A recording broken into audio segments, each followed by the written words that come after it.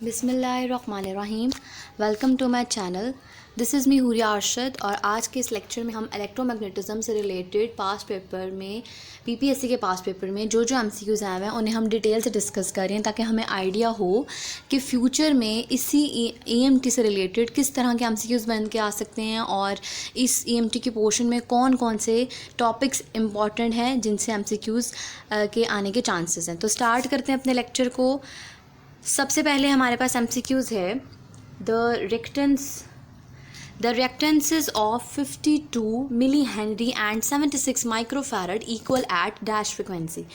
F is equals to 1/2π√LC, ये इसका basically formula है। ये रेजोनेंट फ्रिक्वेंसी है हमारे पास जिसमें इंडक्टिव रिएक्टेंस और कैपेसिटिव रिएक्टेंस दोनों इक्वल होती हैं। उस फ्रिक्वेंसी को रेजोनेंट फ्रिक्वेंसी कहते हैं।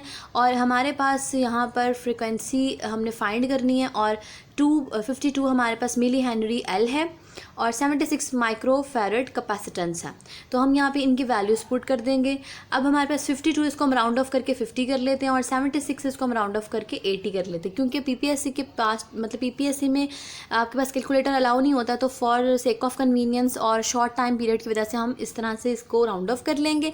ये सिंप्लीफाई करेंगे कैलकुलेशंस को। 2π50 को 80 से मल्टीप्लाई करेंगे, it becomes 4000 into 10⁻³ it becomes 4, और अगर 4 का अंडर रूट लेंगे that becomes 2 and 2 into 2 is equals to 4। अब हमारे पास जो पाई है उसको हमने पाई की वैल्यू होती है 3.14, इसको आप कर लें 3, तो आपके पास सिंप्लीफाई करके आंसर आ जाएगा 250/3 that is equals to 80 hertz, जो कि फ्रिक्वेंसी आ जाएगी। 2020 के जो रिसेंटली एग्जाम हुआ 2020 में ये एमसीक्यूज आया हुआ है। MCQs number 2. Two coils have mutual inductance of 2 Henry as a result of mutual inductance and of 4 volt exist in one cell. It follows that in other coil. अब basically mutual inductance जो है वो 2 coil में होती है। एक coil जो उसके साथ आपने वो बैटरी लगाई होती है EMF, और उसके बाद जो दूसरा जो कॉइल होता है उसमें आपने गैल्वानोमीटर लगाया हुआ है जिससे हमें डिटेक्शन होती है कि जो वोल्टेज है वो दूसरी वाली जो सेकेंडरी कॉइल है उसमें भी इंड्यूस हो रहा है।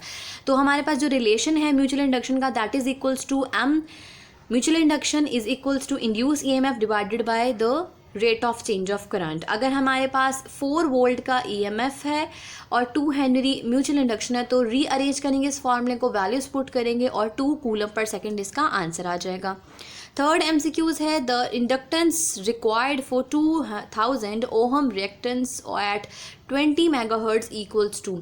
ये इंडक्टिव रिएक्टेंस का फॉर्मूला है XL is equals to omega L। अब जो XL है ये उस इंडक्टर की रिएक्टेंस होती है, उस इंडक्टर की रेजिस्टेंस होती है जिसको हम 2000 ओहम से रिप्रेजेंट, मतलब ओहम इसका यूनिट है रिएक्टेंस का भी, इंडक्टिव रिएक्टेंस का, ये भी रेजिस्टेंस ही होती है उस इंडक्टर की।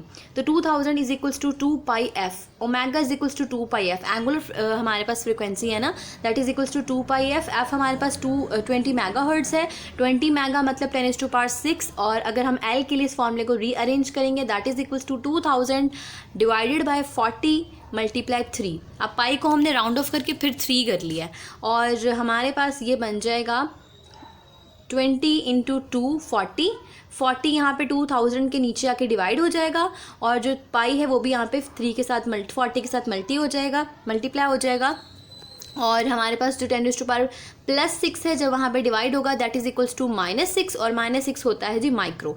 तो इसको रीअरेंज करेंगे और सिंप्लीफाई करेंगे तो 16 माइक्रो हेनरी जो है वो इसकी इंडक्टेंस आ जाएगी। उसके बाद हमारे पास फोर्थ MCQs है A transformer has 50 turns in primary coil and 250 turns in secondary coil. If the primary voltage is 14 volt, what is the output voltage? तो ये तो जनरली FSC से इसका MCQs है और ये भी 2020 के ही पास पेपर में आया हुआ है। तो voltage in a secondary coil divided by voltage in a primary coil is equals to ratio of number of turns in secondary coil divided by number of turns in a primary coil. तो इसको हमने output voltage निकालना है, output मतलब कि जो voltage in a secondary coil, तो इसलिए हमारे पास इस फॉर्मूले को रीअरेंज करेंगे, वैल्यूज पुट करेंगे और 70 वोल्ट इसका आंसर आ जाएगा। Fifth MCQ, N alternating current is converted into direct current by a rectifier. Rectifier एक बेसिकली एक डायोड होता है जो AC को DC में कन्वर्ट कर देता है। At resonance the value of power factor in RLC या RCL सीरीज सर्किट में जो पावर फैक्टर है वो हमारे पास 1 के इक्वल होता है, क्योंकि पावर इक्वल होती है आई और वी के प्रोडक्ट के। आई वी इज इक्वल्स टू होता है कॉस थीटा, और कॉस थीटा हमारे पास क्या है, यानी कि एंगल बताता है वी वोल्टेज और आई के दरमियान। अब वोल्टेज और आई के दरमियान जो एंगल है वो होता है, यानी कि वोल्टेज और आई पैरेलल होते हैं, करंट जो इनका एंगल होता है वो 0 बनता है, कॉस 0 1 होता है, तो पावर फैक्टर इज़ 1, तो 1 इसका करेक्ट आंसर है। 7th MCQs है, a dynamo is often said to generate electricity, it actually act as a source of EMF। अब डायनामो एक ऐसा है हमारे पास कि जो हम इसको इस्तेमाल करते हैं इलेक्ट्रिसिटी जनरेट करने के लिए, जैसे कि जनरेटर है उसमें हम लोग मैकेनिकल एनर्जी से, ये एक ऐसा होता है जिसमें आप इलेक्ट्रिकल एनर्जी को हासिल करते हैं by giving an input of, आप चाहे केमिकल एनर्जी दे दें या आप मैकेनिकल एनर्जी दे दें, तो मैकेनिकल एनर्जी से इलेक्ट्रिकल एनर्जी डायनामो हमें देता है। तो उसके लिए आप एक EMF एक सोर्स है, क्योंकि आप उसमें यूज़ करते हैं मैकेनिकल एनर्जी को, और उससे जब आप इनके कॉइल को रोटेट करवा रहे हैं या कोई रॉड है वो मूव कर रहे हैं, तो उससे अगर एनर्जी मिल रही है, आपको इलेक्ट्रिसिटी मिल रही है, तो उसमें आप EMF इंड्यूस होगा। An amplifier maximum voltage, in an amplifier maximum voltage gain is obtained when load resistance is equals to infinity। अगर आपके पास load resistance infinite हो जाए तो फिर आपके पास voltage gain बहुत ज़्यादा हो जाता है इस relation के according।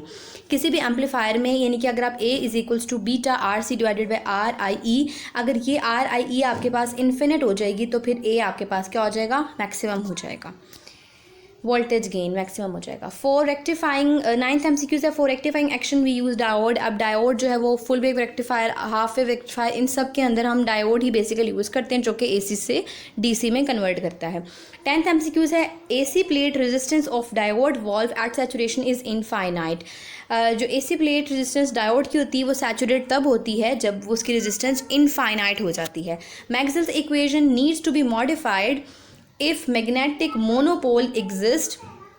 मैग्नेटिक मोनोपोल एग्जिस्ट, कौन से, ये रिलेशन है मैक्सवेल्स का del dot B is equals to 0, जिसमें हमें ये पता चलता है कि जो मोनोपोल है वो एग्जिस्ट नहीं करता, यानी कि मैग्नेट जो है उसके अगर नॉर्थ पोल है तो उसी मैग्नेट में साउथ पोल भी एग्जिस्ट करता है, क्योंकि जो मैग्नेटिक फील्ड लाइंस हैं वो नॉर्थ पोल से निकल के साउथ पोल में चली जाती हैं। तो एक तो क्लोज लूप बन जाता है मैग्नेटिक फील्ड का, एक तो ये चीज़ होगी, और दूसरी की ये कि मोनोपोल एग्जिस्ट नहीं करता। तो ये मैक्सवेल्स इक्वेशन है हमारे पास। अब इससे हमें पता चलता है कि जो बाकी 3 मैक्सवेल्स इक्वेशन, यानी कि टोटल 4 है मैक्सवेल्स इक्वेशन, अब उनसे रिलेटेड कोई भी MCQs आपको आ सकता है। आपको जो है वो ट्रांसफार्मर से रिलेटेड कोई भी MCQs आ सकता है, जो हमारे पास VI जो हमारे पास करंट का रिलेशन है, पावर का रिलेशन है, वो आपको आ सकता है उसमें नेक्स्ट फ्यूचर में।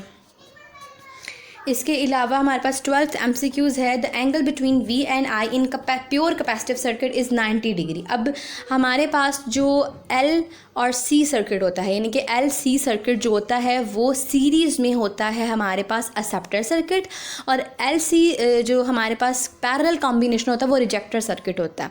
और ये चीज़ें भी हमारे पास नेक्स्ट फ्यूचर में आपको आ सकती है, इस तरह के MCQs भी आपको फ्यूचर में आ सकते हैं, ठीक है, एक्सेप्टर सर्किट रिजेक्टर सर्किट से रिलेटेड। अब जो कैपेसिटर सर्किट होता है वो -90 डिग्री होता है कैपेसिटर सर्किट, और +90 डिग्री होता है इंडक्टिव सर्किट में एंगल 90 डिग्री।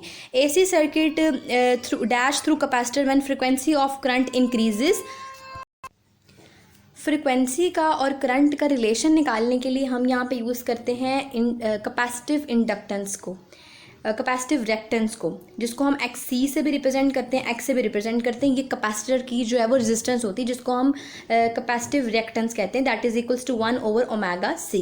अब that is also equals to 1/2πf, क्योंकि omega angular frequency is equals to 2πf। अगर फ्रिक्वेंसी इंक्रीज़ हो रही है तो उससे क्या हो जाएगी, उसकी जो कैपेसिटिव रिएक्टेंस है वो डिक्रीज़ हो जाएगी, यानी कि रेजिस्टेंस कम हो जाएगी। अगर रेजिस्टेंस कम है तो इंक्रीज़ हो जाएगा उसका करंट।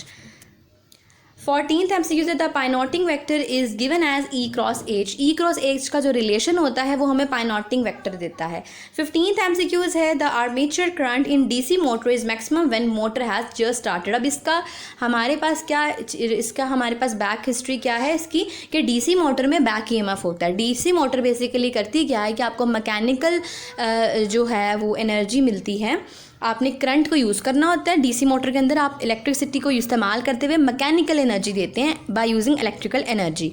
अब मोटर के अंदर एक कॉइल होता है, कॉइल के अंदर स्प्लिट रिंग्स होती हैं और आर्मेचर होता है, उसमें से करंट फ्लो करता है और आर्मेचर में से करंट तब फ्लो करेगा मैक्सिमम जब मोटर जस्ट स्टार्ट होगी, क्योंकि जब कॉइल रोटेट कर रहा होता है तो रोटेट करने से मैग्नेटिक फ्लक्स जो है वो चेंज हो रहा होता है। मैग्नेटिक फ्लक्स जब चेंज होता है तो हमने पढ़ा कि उससे ईएमएफ इंड्यूस होता है, यानी कि आप इलेक्ट्रिसिटी को भी यूज़ कर रहे हैं और आपके कॉइल जो मोटर की कॉइल है उसको रोटेट करने से भी आपको बैक ईएमएफ मिल रहा है। तो बैक ईएमएफ तब बहुत ज़्यादा हो जाएगा जब कॉइल बहुत ज़्यादा रोटेट कर रही होगी या 5-10 मिनट से कॉन्टीन्यूसली कंसिस्टेंसी के साथ रोटेट कर रही होगी।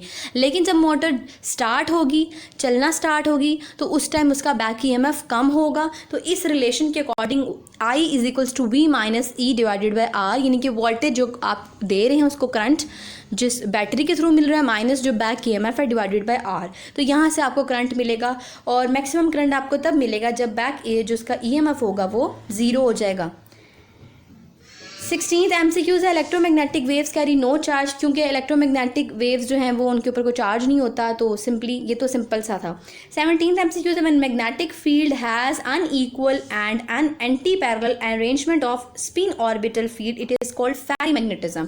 फेरीमैग्नेटिज्म में बेसिकली होता ये है कि अब रेड लाइंस जो हैं और जो ब्लू लाइंस हैं, अगर आप इनको देखें तो इनकी डायरेक्शन ऑपोजिट, ये एंटी पैरेलल, लेकिन इनका मैग्नीट्यूड सेम नहीं होता, तो ये अनइक्वल होते हैं। तो इसलिए इनकी अरेंजमेंट को, जिसमें स्पिन ऑर्बिटिंग जो अरेंजमेंट होती है वो अनइक्वल हो और मैग्नीट्यूड सेम ना हो और एंटी पैरेलल हो, यानी कि डायरेक्शन भी ऑपोजिट हो, उसको हम फेरीमैग्नेटिज्म कहते हैं।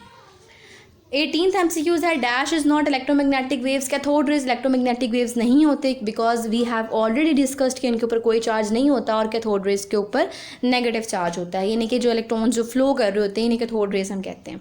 Skin depth of a conducting wire for DC के लिए जो कंडक्टिंग वायर है उसमें जो स्किन डेप्थ है वो इनफाइनाइट होती है, जबकि ये रिलेशन जो आपके पास स्क्रीन पे नजर आ रहा है sigma is equals to under root rho over pi F mu R into mu naught. ये स्किन डेप्थ का रिलेशन है कंडक्टर के लिए।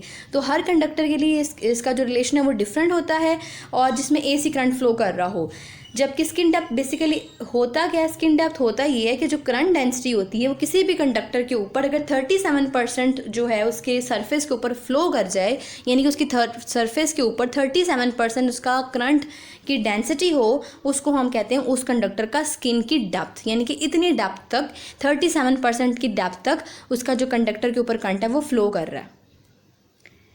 20th MCQ the critical temperature for superconductors is the temperature at which electrical resistivity of a metal drops to 0। Basically superconductor एक ख़ास temperature पे आकर क्या करती हैं, अपनी रेजिस्टिविटी को कर देती हैं 0, तो उसमें से मैक्सिमम करंट फ्लो करता है और बहुत ही लो टेम्परेचर होता है, यानी कि जिसके अंदर जो है वो सुपरकंडक्टर्स की रेजिस्टेंस बहुत कम हो जाती है। The temperature at which anti ferromagnetic material becomes paramagnetic is Neel temperature. वो टेम्परेचर जिसमें एंटी फेरोमैग्नेटिक मटीरियल बन जाए पैरामैग्नेटिक मटीरियल, उसको कहते हैं नील टेम्परेचर, क्योंकि एंटी फेरोमैग्नेटिक मटीरियल के अंदर मैग्नीट्यूड भी सेम होता है और ये एंटी पैरेलल होते हैं, यानी कि इनकी डायरेक्शन ऑपोजिट होती है। लेकिन पैरामैग्नेटिक में इनकी अरेंजमेंट जो है वो सेम नहीं रहती, मैग्नीट्यूड तो इनकी पहले भी सेम ही होती है, तो इस टेम्परेचर को नील टेम्परेचर कहते हैं, क्योंकि ये नील ने डिस्कवर की थी बात। ये था हमारे आज के MCQs। इससे रिलेटेड अगर कोई भी क्वेश्चन है तो आप इसको कमेंट सेक्शन में पूछ सकते हैं। इसके अलावा आप चैनल को सब्सक्राइब कर सकते हैं ताकि आपको PPSC के टॉपिक वाइज और सेक्शन वाइज MCQs आपको मिल सकें। इसके अलावा आपने PPSC में कौन कौन से टॉपिक्स को डिस्कस करना है ये भी इन्फॉर्मेशन आपको इसी चैनल पर बर वक्त मिल जाएगी। So stay tuned. अल्लाह हाफिज़।